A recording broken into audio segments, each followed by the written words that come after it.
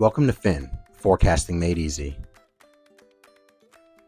Hey everyone, I just wanted to give another quick Fin demo, and this time it's for freelancers, because this was something that was very challenging for me. Is how do you calculate your quarterly taxes as a freelancer? Always a challenging question, because sometimes you have contracts that start and end at certain times and you're not really sure what your annual income is going to be.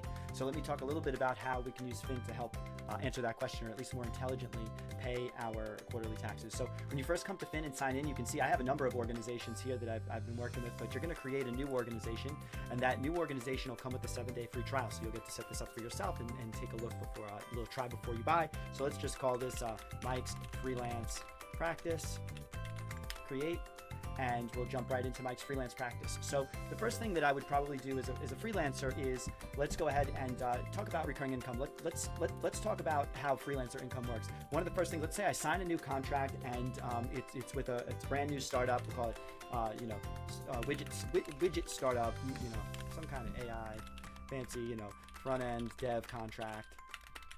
And they're going to be paying me monthly. They're going to pay me $12,000 a month, and I only can see 6 months into the future, right? So February, March, April, May, June. Let's just say that this is going to be ending on June 30th, and I created up quantity 1, right? It's just a single unit amount, or they might be buying a bucket of hours from me, but for right now, let's call it monthly. These were standard for me. I'd get a nice 6-month contract. It had a start date of now. I'm currently working on it, an end date. If I go and view this, I can actually see that I've only got 6 months of income from this contract.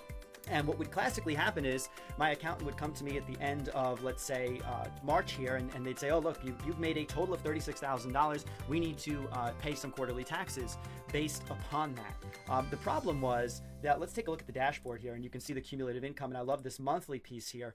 He was not accounting for the cliff that was about to happen in July. And in reality, we optimistically assumed that, well, sometime in this 6 months, I would sign a new contract that would start in July, and this income would just continue at the same rate. So let's pay our quarterly taxes based upon that.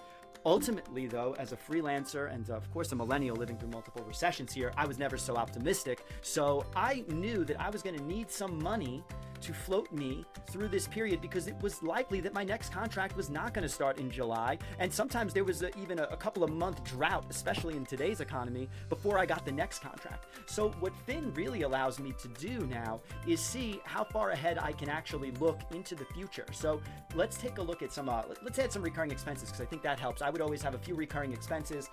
One of them would be some kind of like office rent. I would write off a certain amount for office. Let's say it's $1,200 per month. Let's create like the home office expense. Let's create a recurring expense there. Let's add another one. I used to have to commute, so it would be like an MTA pass, and that was a monthly $99 a month back then. I don't think that's the case anymore. And I always wanted to require a description here. So this is the subway pass. I also had the Long Island Railroad, but let's add like 2 of these. Let's add another recurring expense, because we may want to do some daily lunch or something, because I'm commuting, and we would just do let's account for like $15, or let's do modern day. Let's account for $20 a day for lunch. Let's create a recurring expense there. We go back to our dashboard, and it'll actually kind of project out these expenses. And when I come back down here, I can actually take a look and see what my net profit is going to be. So come April, when I have to make that quarterly tax, my accountant is going to tell me, hey, you have a net profit of about $30,276.60 here. We got to pay taxes on that, because you're going to have that trend is going to continue. However, you can quickly start to see that based on what I can really see, my net profit by the end of the year is only going to end up $49,106